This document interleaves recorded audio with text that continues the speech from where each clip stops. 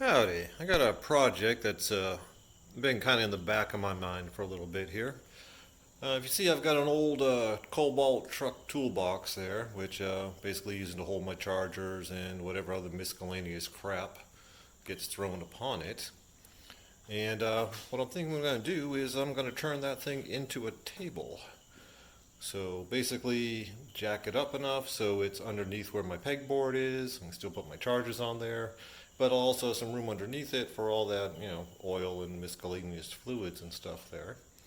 So that might end up being a project today. Don't really have much of a plan, but got some scrap wood and shit, and should be able to figure something out. So we'll see how this goes. Alright, I finally got the other shit done that I had to get done today, so I can start tinkering with this. Started drizzling outside, so good day to be working in the garage here.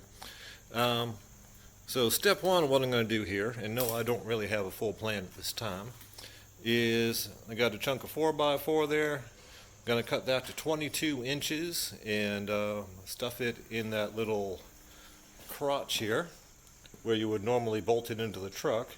And that'll give me my good support there for putting my legs on and everything else I need to do. So that's step one.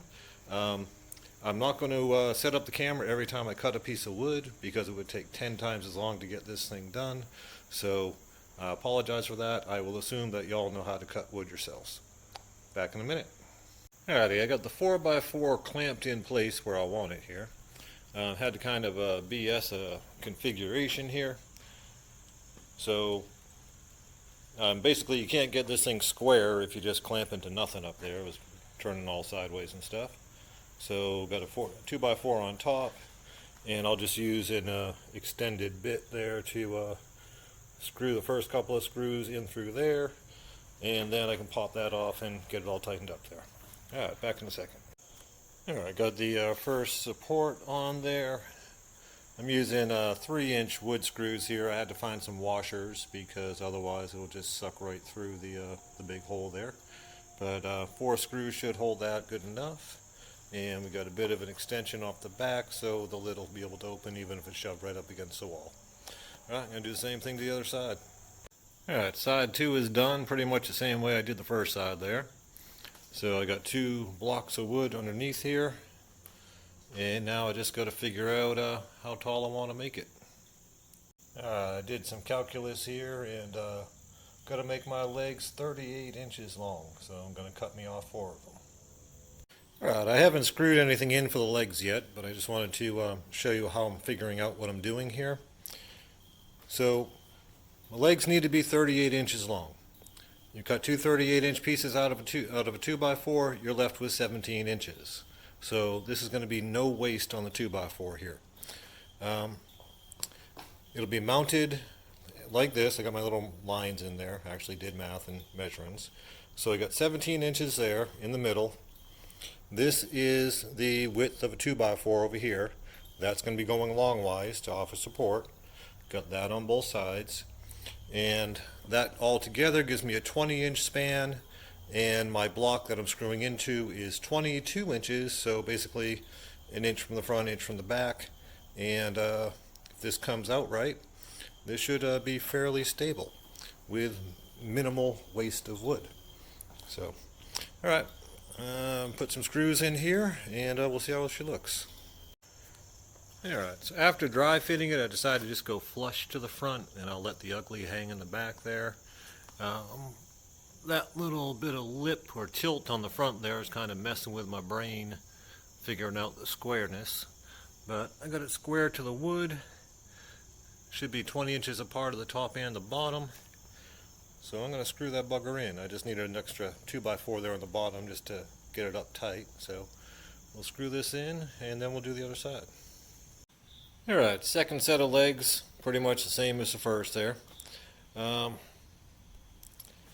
So what I need to do now is basically put front and rear supports, which should tuck right into those little cutouts there that I left for 2x4. And so basically run one across the front, one across the back. It's coming up at 59.25 inches. Piece of 2x4 that I randomly had left over is 59 inches. So I think I'm going to bend it a little bit because I only got that piece and one more stick left to finish this project, so it'll flex. It'll be fine. Back in a bit. That impact driver sucked that right in there, so it might be a little bit of bowing, but you know, this isn't an art project, it's a freaking table. So one more piece of wood to put on the back there, and then I get to slide it into place and see how it looks. Alright, I think it's done. Got the back brace support thing on there, so all I got to do is drag it into place and see how far off my measurements are, because I had time to look at that while I was cutting wood, and I don't think that's right. But we'll see how she looks. Well, alrighty, that actually came out a whole lot better than I figured it would for a little rainy day project here. In case you haven't noticed, the floor of my garage is asphalt and it has potholes. So I did have to hammer in a bit of a shim there because one of those legs was in a hole. But this thing is pretty solid now. You really got to move it to try and make it tip. And opens up, so I got my little bit of storage in there. It's basically all just old crap in there. I just got to clean that out. And now I got space to store all them paint cans and jugs and crap underneath there, so I'm not tripping over them. And managed to do it without covering up my power. So put this all back together, put all my stuff back on here, and call it a day. Alright, the garage is still a bit of a mess, but it's better than it was. I think that table came out pretty good. That took a couple hours to just kind of bullshit together right there. If you have any questions, comments, whatever, or if this helped you in any way, please like, subscribe, comment. I do appreciate it. Y'all have yourselves a wonderful day, and thanks for watching.